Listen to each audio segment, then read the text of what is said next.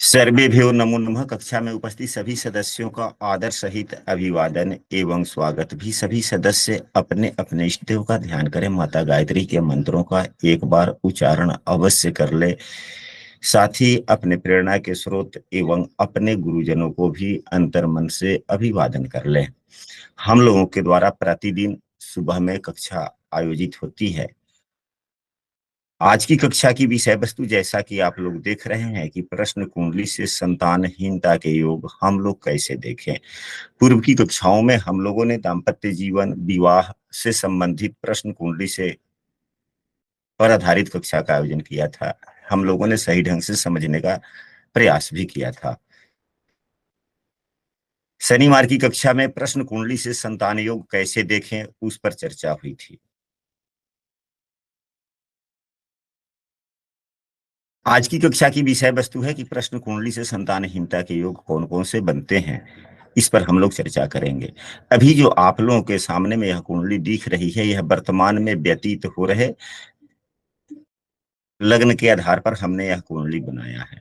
हालांकि प्रश्न कुंडली बनाने के लिए कई नियम है। स्वर कुंडली भी बनाई जाती है। जैसे अगर कोई व्यक्ति किसी से पूछ दिया और कोई शब्द वह बतला दिया, यदि शब्द च से शुरू होता है तो चवर्ग जो है वह शुक्रदेव के अधीन आता है। तो शुक्रदेव के लग्न निर्धारित करके हम लोग वर्तमान में जो ग्रह गोचर करते हैं या कर रहे होते हैं, उसके आधार पर राशियों में ग्रह को स्थित कर देते हैं। हमारी लग्न कुंडली बन जाती है। अब शुक्रदेव की भी दो राशियां हैं, 2 और 7।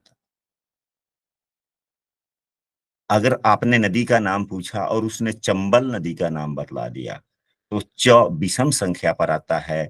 तो लग्न की राशि कौन हो जाएगी? 7 हो जाएगा।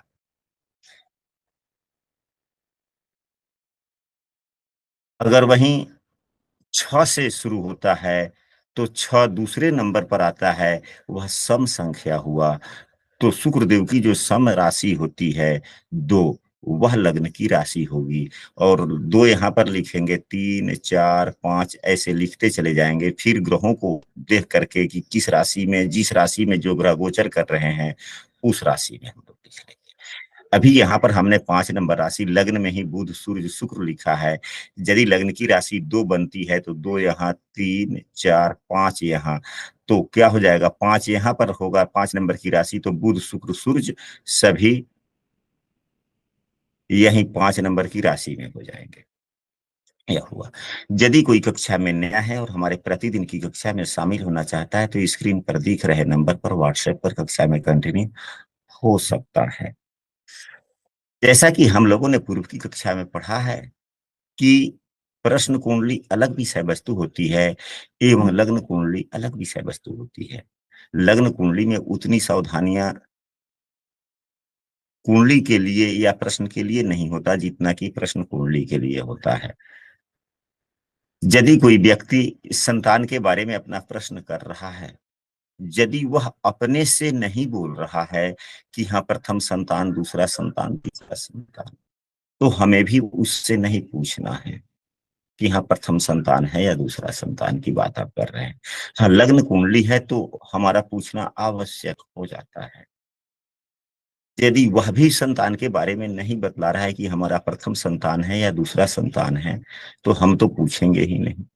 अगर हम नहीं पूछते हैं तो स्पष्ट हम लोग पंचम भाव को आधार मानकर फलादेश करेंगे।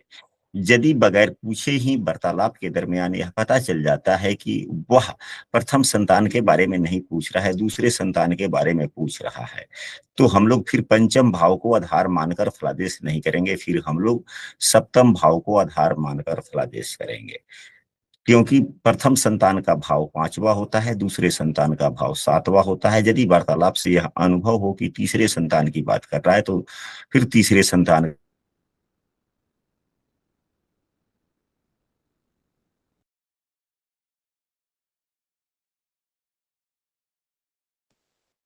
लग्न। यह स्पष्ट सी बात है। प्रायः ऐसा देखा भी गया है कि जिसके अगर 5 संतान होते हैं, पांचवा संतान पांचवा संतान जो होता है वह, उसमें पिता के गुण अधिकांशतः पाए जाते हैं।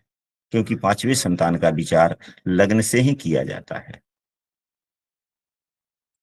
पांचवें संतान का विचार चाहे वह माता की कुंडली हो तो माता के गुण के अनुसार, यानी कि पांचवा संतान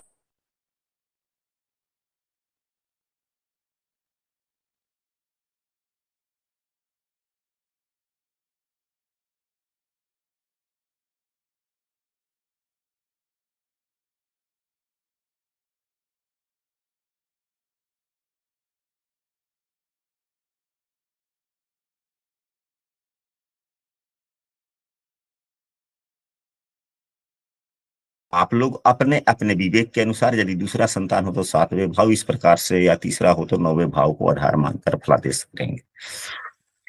तो जो कुंडली बन जाए, हम लोगों को पंचम भाव को देखना है कि पंचम भाव में कौन सी राशि बनी हुई है। इस उदाहरण कुंडली में पंचम भाव में 9 नंबर की राशि बनी हुई है। 9 नंबर राशि के स्वामी देख सकते हैं देवगुरु बृहस्पति होते हैं। तो देवगुरु बृहस्पति को देखना होगा कि देवगुरु बृहस्पति शत्रु राशि में है या नीच राशि में है, अस्त हैं, पाप युक्त हैं या पाप दृष्ट हैं, क्या है। यहाँ पे कई शब्द हमने कहे, सभी शब्दों को आप लोग नोट करें। एक शत्रु राशि में, दूसरा नीच राशि में, तीसरा अस्त अवस्था, चौथा पाप युक्त, पांचवा पाप दृष्ट। तो यहाँ पे देव गुरु बृहस्पति शत्रु राशि में है, देव गुरु बृहस्पति शत्रु राशि में है यहाँ पर, और मंगल देव के साथ में है। मंगल देव पापग्रह हैं, परंतु हम लोगों ने पूर्व की कक्षाओं में पढ़ा है कि सदैव पापग्रह नहीं होते। तो यदि पापग्रह से युक्त हैं तो उस पापग्रह को देखना होगा कि क्या पापग्रह अच्छा है या बुरा है, शुभ ग्रह का काम कर रहा है नहीं। तो मंगल देव यहाँ पर नवम भाव के भी स्वामी हैं एवं चौथे भाव के भी स्वामी हैं। चौथे भाव में हो जाने से, चौथे भाव में इनकी एक राशि पड़ जाने से इनकी पापत्व गुण कम हो गया या समाप्त हो गया। दूसरे नवम भाव में इनकी राशि पड़ जाने से इनमें शुभ गुणों की वृद्धि हो गई। तो यदि कोई व्यक्ति में अगर खराब स्वभाव ही है, अगर वह खराब स्वभाव उसका समाप्त हो गया हो या छोड़ दिया हो और वह अच्छे बुद्धि का इस्तेमाल कर रहा हो तो उसे अच्छा ही कहा जाता है। इस नियम के आधार पर इस नियम के आधार पर मंगल देव क्या हो गए, शुभ ग्रह हो गए, अच्छी स्थिति हो गई। तो देव गुरु बृहस्पति प्रथम दृष्टिया क्या है, शत्रु राशि के हैं, नीच राशि के नहीं है। देव गुरु बृहस्पति की नीच राशि 10 नंबर की होती है, मकर राशि। तो यह 2 नंबर की राशि में है, नीच के नहीं है। अस्त भी नहीं है, सूर्य के साथ होते तो देखा जाता है कि यह अस्त है या नहीं है। तो यहाँ पर अस्त भी नहीं है, पाप युक्त भी नहीं है, पाप दृष्टि भी नहीं है। या किसी पापाग्रह के द्वारा देखे जा रहे हैं तो शनि के द्वारा नहीं देखे जा रहे हैं, सूर्य के द्वारा नहीं देखे जा रहे। शत्रु राशि में है, नीच राशि में भी नहीं है। गुरुदेव की नीच राशि 10 नंबर की राशि होती है, 10 नंबर की राशि में भी नहीं है, अस्त भी नहीं है। सूर्यदेव के साथ में होते तो अस्त मान देखा जाता कि अस्त है नहीं है, अस्त भी नहीं है। पाप युत भी नहीं है, मंगल से युत है तो मंगल पापग्रह है, लेकिन यह केंद्र एवं त्रिकोण दोनों भाव के स्वामी हो जाने के कारण यह योगकारक ग्रह हो गया। दूसरे पापाग्रह जो होते हैं सूर्यदेव होते हैं, सूर्यदेव से भी दृष्ट नहीं है। यदि गुरुदेव यहीं पे होते और सूर्यदेव से दृष्ट होते तो इस उदाहरण कुंडली में सूर्यदेव लग्नेश है, लग्नेश सदैव शुभ ग्रह होता है, इसलिए नुकसानदायक नहीं। हाँ, लग्न से छठे आठवें बारहवें में नहीं हो तो छठे आठवें बारहवें में भी नहीं है। यहाँ पे देव गुरु बृहस्पति में कोई स्पष्ट सा दोष नहीं नजर आया, केवल एक यही आया कि देव गुरु बृहस्पति क्या है, तो देव गुरु बृहस्पति शत्रु राशि में है। तो हम लोग अंशात्मक मान से देख लेते हैं शुक्रदेव की, बल्कि गुरुदेव की अंशात्मक मान अभी वर्तमान में जो 23-15 व्यतीत हो रहा है। तो 23-15 सातवां नवमांश होता है। सातवें अगर हम लोग नवमांश में भी देख लेंगे, नवमांश में किस भाव में है वह नहीं देखना है, नवमांश में किस राशि में है वह देख लेना है। नवमांश में किस राशि में है वह देख लेना है। तो नवमांश में या सातवें नवमांश में है तो वृषभ राशि का सातवां नवमांश क्या होता है, तो हम लोग क्या करेंगे यहाँ पर देखने के लिए, यदि नवमांश कुंडली नहीं देखते हैं और 23-15 है, हम लोगों ने जान लिया कि 23-15 सातवां नवमांश होता है, तो जिस राशि में देवगुरु बृहस्पति है उससे एक राशि कम कर देंगे, यानी कि उसकी पिछली राशि में 9 से गुना कर देंगे। तो यहाँ पर एक है तो एक में 9 से गुना करेंगे तो 9 हो जाएगा, और यह जिस नवमांश में है वह नवमांश जोड़ देंगे तो 9 7 16 हुआ। 16 मेरा एक बार में राशियां 12 होती है, 12 कम कर देंगे तो क्या हो गया, 4 हुआ। तो 4 हो गया, तो देवगुरु बृहस्पति कर्क राशि के नवमांश में है, यानी कि देवगुरु बृहस्पति नवमांश कुंडली में 12 कर्क राशि में, यानी कि उच्च की राशि में हो गए, अपने अच्छे फल प्रदाता हो गए। परंतु जब हम लोगों ने देख लिया कि नवमांश कुंडली के भाव में नहीं देखना है, तो नवमांश कुंडली में जिस राशि में है उस राशि को जन्म कुंडली में देखना, प्रश्न कुंडली में देखना है। राशि कहाँ पड़ी है, यह राशि कुंडली के 12वें भाव में पड़ी है। स्थिति अच्छी नहीं है। गुरुदेव फल देना तो चाहते हैं, गुरुदेव फल देना चाहते हैं, परंतु नहीं मिल पा रहा है, क्योंकि गुरुदेव नवमांश राशि में जिस कुंडली में बने हुए हैं, जिस राशि में, वह राशि कुंडली के 12वें भाव में। तो हम लोग क्या प्रश्नकर्ता को जवाब देंगे, प्रथम दृष्टया तो हम लोग यह देखेंगे, कहेंगे कि यहाँ अभी तो ऐसी स्थिति नहीं है, परंतु जो ही देवगुरु बृहस्पति की नवमांश की राशि परिवर्तन होगी, यानी कि 23-20 अंशों से जब यह अधिक के होंगे तो यह सिंह राशि के नवमांश में चले जाएंगे। तो हम लोग देवगुरु बृहस्पति के अंशात्मक मान को देखते हुए कि कब नवमांश में परिवर्तन कर रहे हैं, तब हम लोग संभावनाओं को दर्शाएंगे कि स्थितियां बनती दिख रही है। लेकिन अभी वर्तमान में जब 12वें भाव में हो गए, तो 12वां भाव अस्पताल का भी होता है, 12वां भाव बीमारी का भी होता है या नहीं होता है? होता है गुरुजी, होता है गुरुजी। होता है। तो प्रथम दृष्टया अगर इस प्रकार की कुंडली बन गई, तो पंचमेश के आधार पर तो योग बन रहे हैं, केवल यही बन रहा है कि देवगुरु बृहस्पति शत्रु राशि में है। देवगुरु बृहस्पति या पंचमेश ही नहीं है, देवगुरु बृहस्पति संतान के कारक वाले भी ग्रह होते हैं, संतान कारक ग्रह देवगुरु बृहस्पति हैं। यदि यह पंचमेश नहीं होते तब भी इन नियमों को देवगुरु बृहस्पति पे लगाकर देखने ही हैं। पंचमेश के लिए अलग अलग से लगाएंगे इन्हीं सूत्रों को, एवं देवगुरु बृहस्पति पर भी इन्हीं सूत्रों को लगाकर देखेंगे। तो यहाँ तो संयोग से स्वभावतः दोनों ही राशियां, दोनों ही गुण देवगुरु बृहस्पति में आ गया। तो प्रथम दृष्टिया हम लोग यह कहेंगे कि स्थितियां सब ठीक ठाक है, संतान होने की संभावनाएं तो बन रही है, परंतु एक बार आप किसी वैद्य से, किसी डॉक्टर से आप सलाह सुझाव जरूर लें। कारण क्या है, तो देवगुरु बृहस्पति अस्पताल भाव में ही पड़े हुए राशि में नवमांश में गोचर कर रहे हैं। यह स्थिति स्पष्ट हो गई? जी गुरुजी। अभी यहाँ पर एक चीज और है, उसको आप लोग समझ लें। इन्हीं सूत्रों से संबंध रखता है वो सूत्र। क्या है कि यदि पंचमेश शत्रु राशि में हो, नीच राशि में हो, अस्त हो, पाप युक्त हो, पाप दृष्ट हो, या लग्न से 6ठे 8वें 12वें भाव में स्थित हो, और लग्न से चंद्रमा का संबंध न बन रहा हो, तो संतान सुख की संभावनाएं नहीं होती है।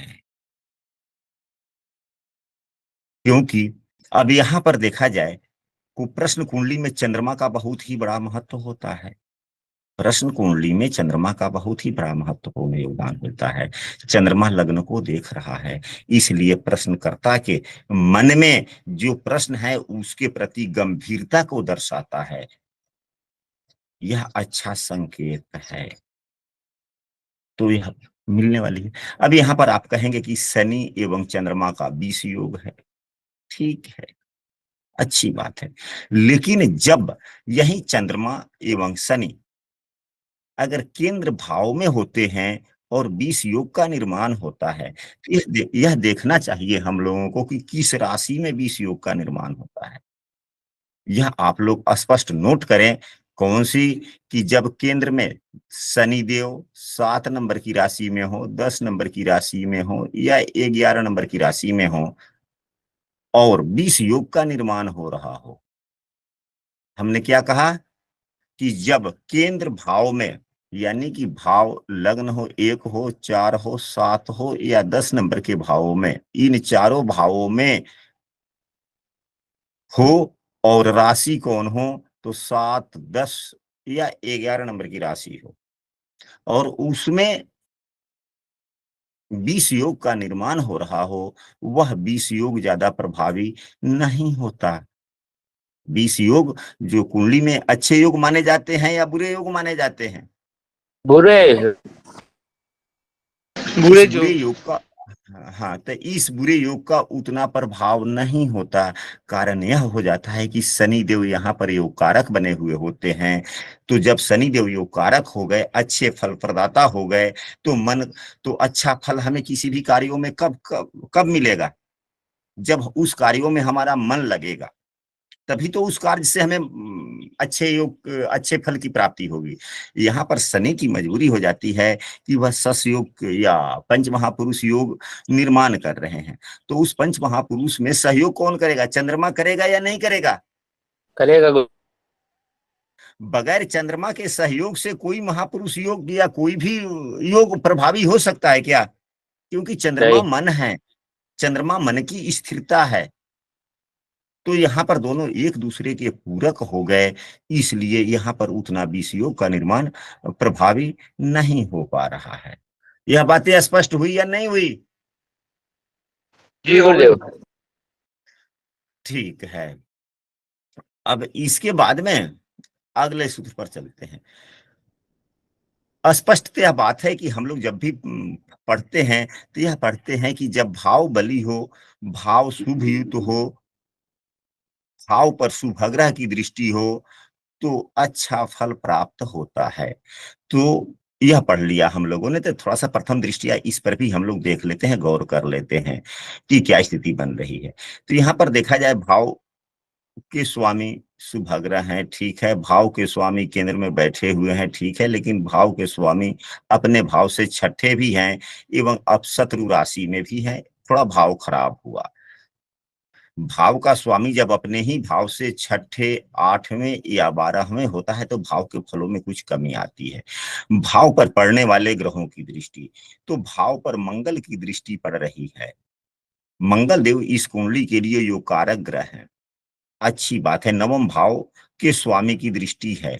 भावत भावम के अनुसार नवम से पंचम भाव का स्वामी देख रहा है, इसलिए यहाँ पर मंगल देव की दृष्टि नुकसानदायक नहीं हुई, अच्छा हो गया।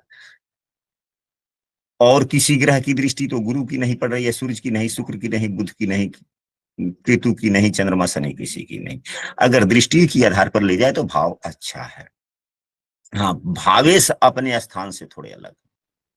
इसके बाद में हम लोग अगले सूत्र पर चलते हैं कि यदि कुंडली में प्रश्न कुंडली हम लोग बनाते हैं, देव गुरु बृहस्पति एवं शुक्र दोनों की युति 8वें भाव में हो, तो क्या होता है? अगर देव गुरु बृहस्पति 8वां भाव क्या है? की कक्षा में जब प्रारंभिक कक्षा चल रही थी प्रश्न कुंडली की, तो वहां पर हम लोगों ने पढ़ा था, समझा था कि 8वां भाव समुद्री यात्रा का भी होता है। समुद्री यात्रा का मतलब दूर हो जाना। समुद्री यात्रा का मतलब दूर चले जाना। वे भाव को दूर भाव भी कह सकते हैं ना। हमारी बात शायद आप लोग सुन पा रहे होंगे। जी सर, समझ में आ रही है सर। दूर चले जाना। 8वां भाव अच्छा भी नहीं होता। 8वां भाव लंबी गंभीर बीमारियों का भी है। तो यहाँ देव गुरु बृहस्पति किन चीजों के गुण लेकर चले आए यहाँ पर? अब यहाँ पर देव गुरु बृहस्पति हो गए तो हम लोग क्या समझेंगे? हम लोग यह समझेंगे कि संतान हमसे दूर हो गया, संतान हमसे दूर जा रहा है। जो प्रश्न है वह प्रश्न के फल देने वाले ग्रह ही हमसे दूर जा रहे हैं। बीमारी से भी ग्रस्त हैं, दूर भी जा रहे हैं। एक, और शुक्र की युति हो जाए तो संतान में शुक्र का बहुत बड़ा योगदान होता है।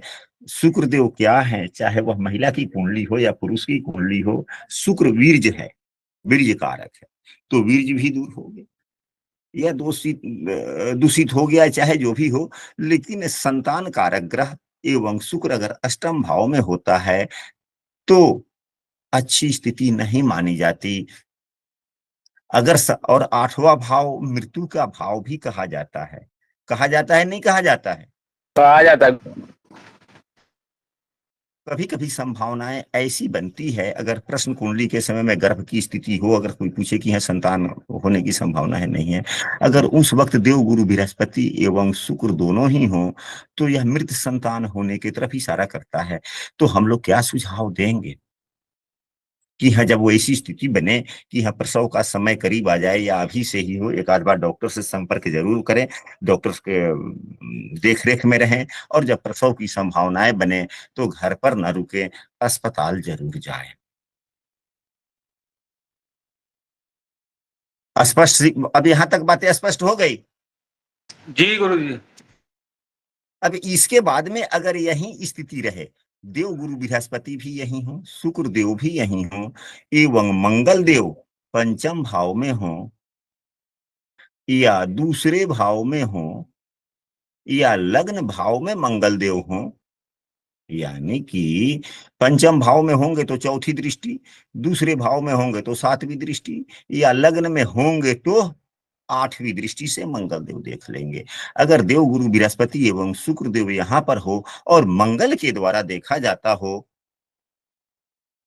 तो क्या होगा? गर्भपात होने की संभावनाएं प्रबल हो जाती है।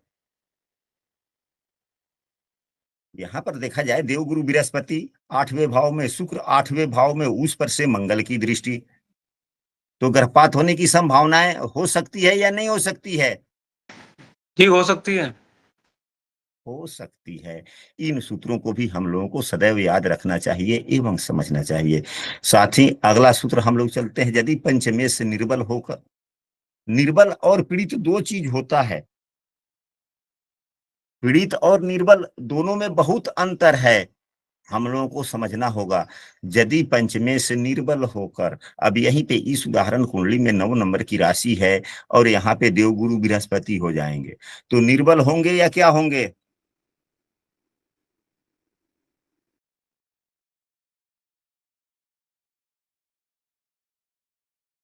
यदि पंचमेश, अभी इस उदाहरण वर्तमान के उदाहरण कुंडली में पंचमेश अगर आठवें भाव में आ जाएं तो निर्बल होंगे या मजबूत रहेंगे? निर्बल होंगे गुरु। निर्बल।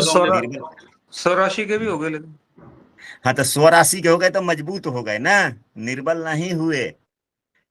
निर्बल का मतलब शत्रु राशि में हो, नीच राशि में हो, अंश से 28 अंश से अधिक हो या 2 अंश से कम हो, तब ना हम निर्बल कहेंगे। शत्रु जी राशि गुरुदेव। के हो, नीच के हो, अंशात्मक मान के अनुसार खराब हो तो निर्बल हो गए। बलवान अपनी राशि के हो, अपने उच्च राशि के हो, मित्र राशि के हो तो बलवान कहे जाते हैं। पीड़ित किसे कहे जाते हैं? तो पीड़ित कहे जाते हैं कि शत्रु राशि, शत्रु ग्रह के द्वारा देखे जाते हो या कोई ग्रह, अब यहीं पे देवगुरु बृहस्पति हो जाए, ठीक है, बलवान हो गए, ठीक है, और यहीं से शुक्र के द्वारा देखे जाते हो तो पीड़ित हो गए। पीड़ित का मतलब कि शत्रु के द्वारा भी देखे जा रहे हैं और शत्रु नीच दृष्टि से भी देख रहा है तो पीड़ित हो गए। अब पीड़ित एवं निर्बली में थोड़ा सा आप लोगों को अंतर करने में सहूलियत हो जाएगा या नहीं हो जाएगा? हो जाएगा गुरुदेव। जी सर हो। यदि पंचमेश यानी कि जो विचारणीय भाव है उसका स्वामी यदि छठे भाव में हो, आठवें भाव में हो या 12वें भाव में हो, और क्या हो, निर्बल स्थिति में हो और पाप ग्रहों से भी दृष्ट हो, यानी कि निर्बल भी हो और पीड़ित भी हो, बल पीड़ित अवस्था में हो तो क्या होता है, बार बार गर्भपात होने के कारण, गर्भक्षय होने के कारण संतानहीनता होती है।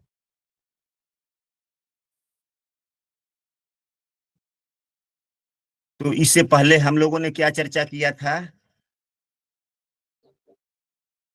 सर वो पंचमेश निर्बल हो और पीड़ित हो तो बार बार गर्भपात होने की हाँ संभावना। हाँ, यदि पंचम भाव का स्वामी, यदि पंचम भाव का स्वामी कुंडली के छठे, आठवें एवं 12वें भाव में हो और निर्बल अवस्था में भी हो, यानी कि अपने नीच राशि में हो, शत्रु राशि में हो, या अंशात्मक मान से भी खराब हो, स्थिति से भी खराब हो, और पापग्रह के द्वारा देखे जाते हों, या कुंडली के छठे, आठवें, 12वें भाव के स्वामी से देखे जाते हों, तो बार बार गर्भ क्षय होने के कारण संतानहीनता होने की संभावनाएं बनती है।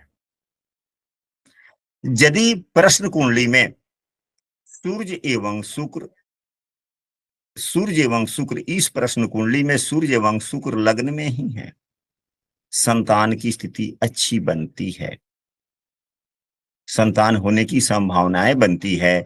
सूर्य पिता के कारक होते हैं एवं शुक्र वीर्य कारक होता है, दोनों ही लग्न में है एवं चंद्रमा के द्वारा देखा जा रहा है, और सस योग जो बन रहा है उसके द्वारा देखा जा रहा है। हाँ, यह सस योग कहाँ पर भावी होगा? इसी प्रश्न पर ही प्रभावी होगा। ये नहीं कि धन दायनी वाली बात हो गई, नहीं। प्रश्न कुंडली का एक यही खासियत गुण होता है कि जो प्रश्न आपसे पूछा जा रहा हो और उसमें अगर कुंडली में कोई भी अच्छे योग बन रहे होते हैं तो वह उस प्रश्न पर लागू भी होता है। कोई भी व्यक्ति, संतान उसके जीवन के लिए बहुत ही बड़ा महत्वपूर्ण योगदान उसके जीवन में देता है। ठीक है, यदि यही सूर्य एवं शुक्र अगर कुंडली के 8वें भाव में हो जाएं तो यह संतान सुखहीनता के योग दर्शाते हैं।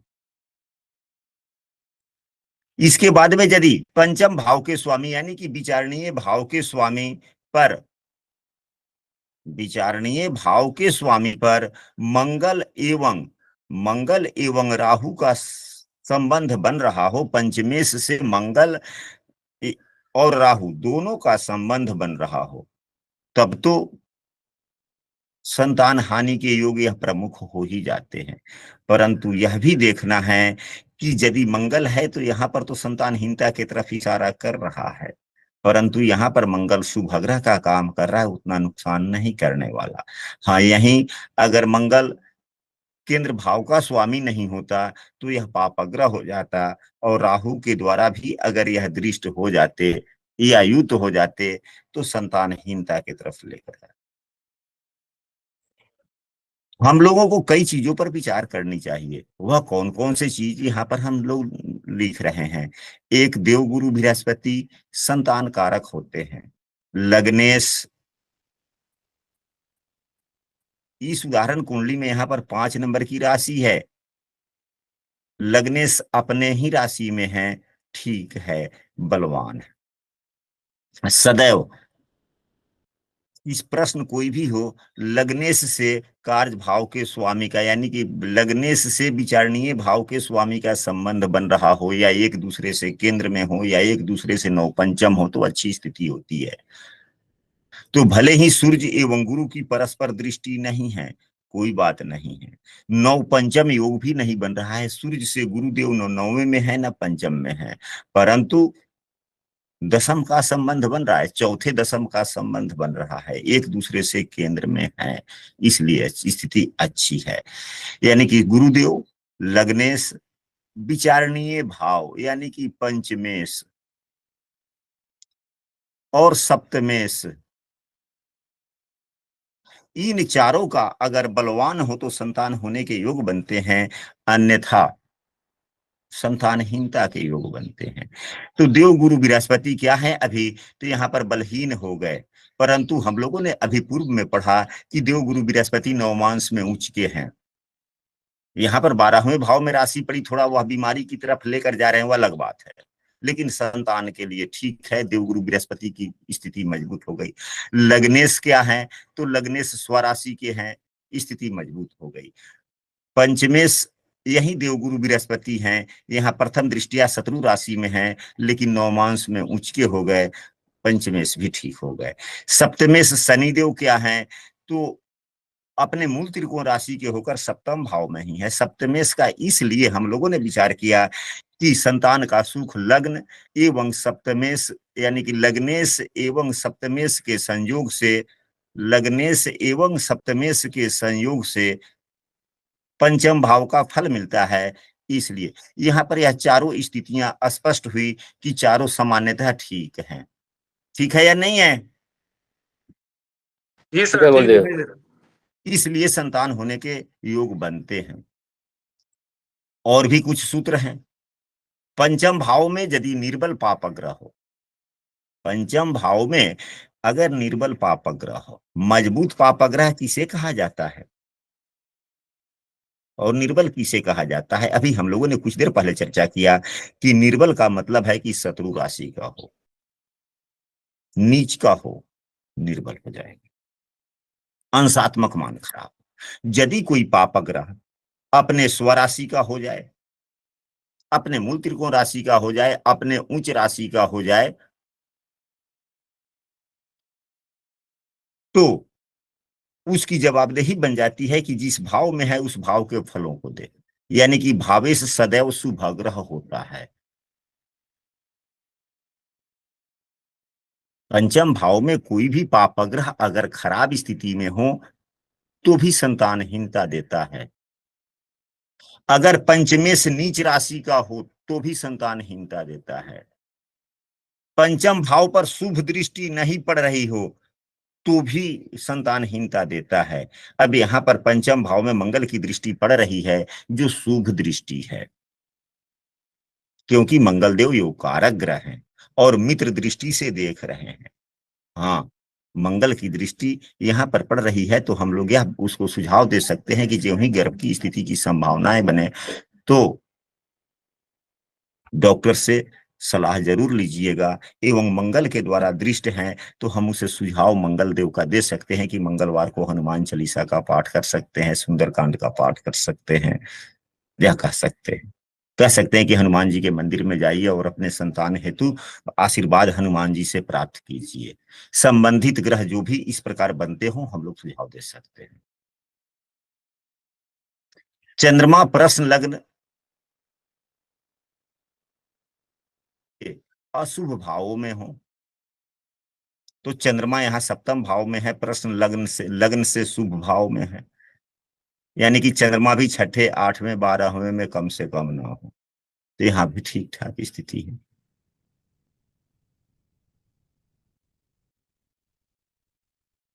अष्टमेश अगर निर्बल होकर, अष्टम भाव का स्वामी जो भी बनता हो अगर वह पंचम भाव में हो और कमजोर अवस्था में हो, खराब अवस्था में हो तो संतति सुख में बाधा होती है। यदि अष्टम भाव का स्वामी मजबूत अवस्था में अगर पंचम भाव में हो तो वैसी बात नहीं है, क्योंकि यह क्या है, चौथा भाव भी है, पंचम से चौथा होता है। यह सुख, पंचम पुत्र का सुख भाव यही है, परंतु यह लग्न से आठवां भी है। तो अगर अष्टमेश अगर पंचम भाव में अगर मजबूत स्थिति में होता है, ठीक होता है, शुभ ग्रहों से दृष्टि युक्त होता है तो संतान होती है, अन्यथा नहीं होती। हालांकि अष्टम भाव बुरा भाव है लेकिन इस भाव से तो चौथा है, इस भाव के सुखों का ख्याल करना तो यहीं से है ना। जिस प्रकार लग्न का सुख भाव चौथा होता है, अगर चौथे भाव का स्वामी अगर लग्न में बैठ जाए, चौथे भाव का स्वामी अगर यहीं पे 8 नंबर की राशि है, मंगल देव हो गए, अगर मंगल लग्न में ही है तो व्यक्ति को घर के सुख मिलने की संभावनाएं बनेगी या नहीं बनेगी? ठीक है गुरुदेव। ठीक उसी प्रकार यदि अष्टम भाव के स्वामी अगर पंचम भाव में हो और शुभ स्थिति में हो तो संतान सुख होने की संभावनाएं बनती है। आशा करते हैं कि आज की यह विषय वस्तु आप लोगों को अच्छी लगी होगी। और हाँ, सामान्यतः कभी कभी ऐसे होते हैं कि नेटवर्क प्रॉब्लम के कारण बाधाएं आती है। आप लोग भी क्लास में जब सम्मिलित होते हैं तो कभी कभी ऐसी स्थितियां बनती है कि आप लोगों का भी नेटवर्क गलत हो जाता है, गड़बड़ हो जाता है। होता है या नहीं होता है? होता है गुरुदेव। तो वही स्थितियां तो हमारे पास भी कभी कभी